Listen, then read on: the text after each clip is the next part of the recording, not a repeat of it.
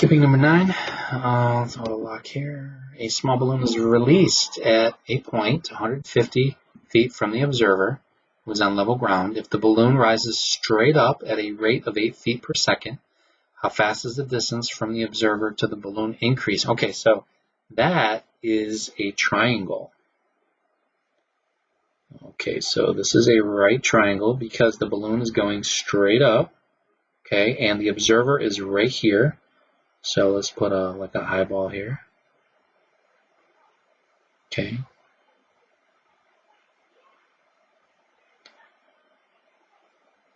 It's like a Muppet or something. They're looking. It's like an alien. So this person is looking, this alien is looking at this balloon going up. Okay, so I'm not going to try to draw this balloon, but it's going. Okay. It's going up, and so we are 150 feet away. Okay. This is Y. This would be Z, and this obviously would be X. And let's just set this up. We know that that this is going to be the Pythagorean theorem problem. Okay. And if you want to, you could just take the derivative of this. Okay. And you could actually just see what you have. But let's list what we have.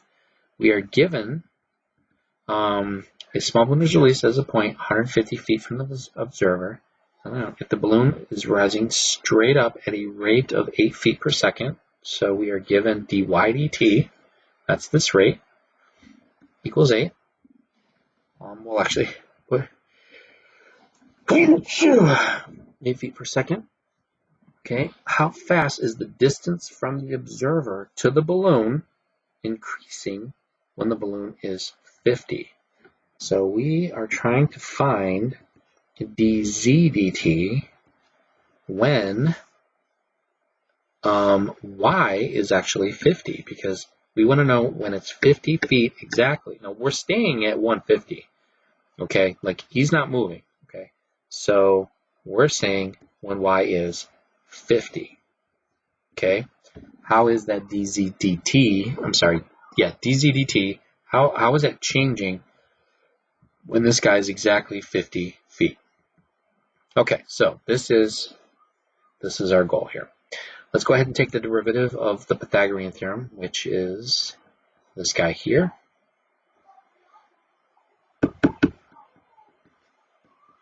Dy dt. Some of this we do. No, some of this we don't. 2z and then dz dt. Okay, this is the guy we're trying to find. And so we're given, let's see. First of all, we know that x is 150. Okay, but is it changing? What is the dx dt? That is not listed here. He's not moving. He's not moving at all. So this means then that because he is fixed at 150, the dx dt is actually 0. This guy is actually 0. Okay, he doesn't change at all. The only reason why we need this x is so that we could figure out how far the z is. We're going to need that because we do not know z. We do know y. He's 50. dy dt is given. Z, we're going to have to use the Pythagorean theorem to figure that out. dzt is what we're trying to find. So this guy, luckily, this guy's all to 0. So we don't actually care about this guy at all, which is great. So let's go ahead and find out what the z is. So x squared plus y squared equals z squared. We'll write it again. X squared is 150 squared plus 50 squared equals z squared. 150 squared. Okay, we'll go 150 squared is that, plus 50 squared, that. And we're going to take the square root of that. So I feel like there's some perfect squares in there, but this is going to be a decimal. I don't know what I'm doing anymore. Okay, so it's 158.11. Okay, so z equals 158.11. Okay. Okay, so now we have 2y. So we're going to go 2 times 50 feet times 8 feet per second equals 2, I'm running out of space here, 158.11 times dz dt. Okay, so I've got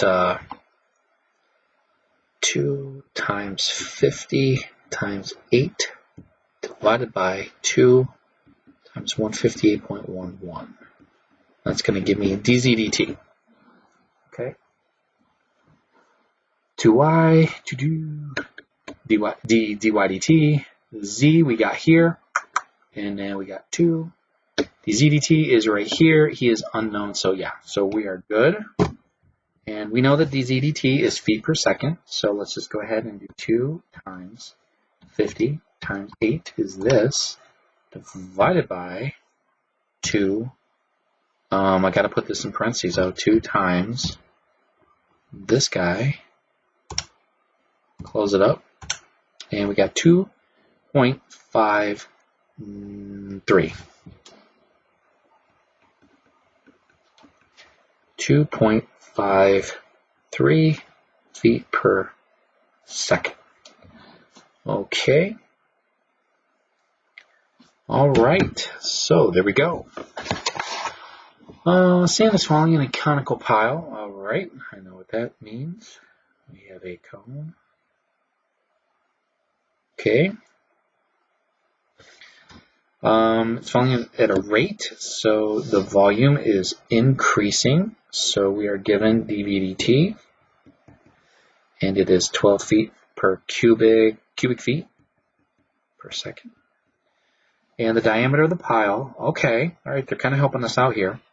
The diameter of the pile is 4 times the height. Okay, so the diameter equals 4h. Cool. We want to know at what rate is the height of the pile changing when the pile is 8 feet. Okay, so then we want to know what is dh dt when the height is actually h. Okay, that's what we're trying to find here. All right. Let's move this over. Okay. Okay, so what is the volume of the cone? It's 1/3, and it's going to be pi r squared. That's the area of the circle times the height. But then we take 1/3 of it because it is a cone and not a cylinder. Okay. So now I know nothing about the radius except this. So this is no information is given us about the radius. There's no connection, or like we don't know the ratio. There's no similar triangle that we can use here. This is all the information we have. So if I know that the diameter is twice the size of the radius, okay, if I have h and I'm looking for dh dt, I can actually get rid of r by substituting, by solving for him.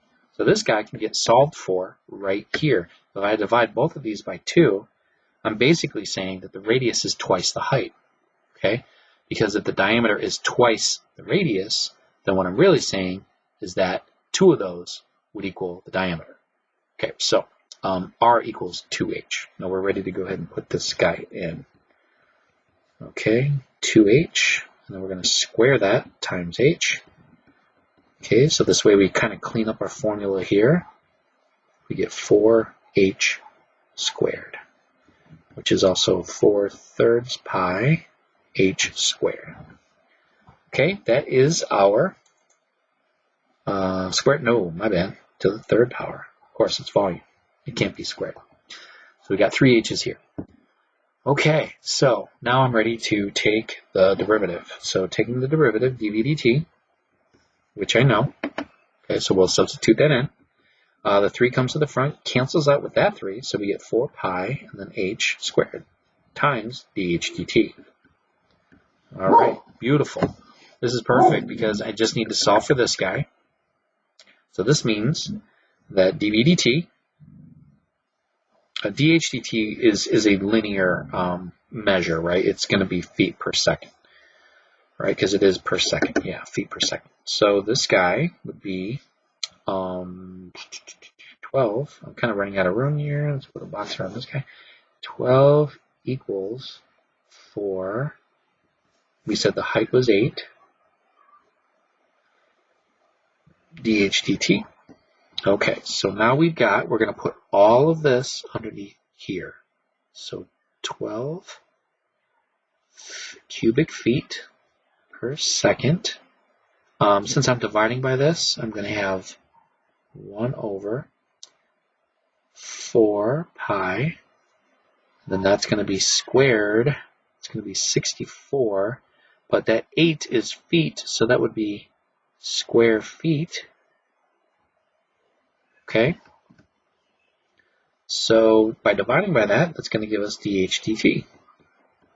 Now, the reason why I wrote this out is because I want to show you how beautiful the units are when you do this. Like, you'll notice that dH/dt has to be in feet per second, but if you plug in, if you kept the units here and you squared those units, those feet would cancel 2 of those right there, and you are left with feet per second. So the units should work out perfectly. That's what's so incredible about all of this. Now, I don't know what 12 divided by all that is, but it's something. Let's figure out what that is. 4 times pi times 64, and that's going to be, very small, 0.0149 feet per second. So this thing is growing very, very slowly. It might actually be imperceptible. Like, you might not even be able to tell that this thing is getting larger unless you walked away from it for like an hour or two. No, could you see the per second? Yeah, that would be, it's very slow, but it would, yeah. Okay, anyways. Oh my gosh, I'm so tired. 11. Okay, where are we at now? 12 minutes. Oof.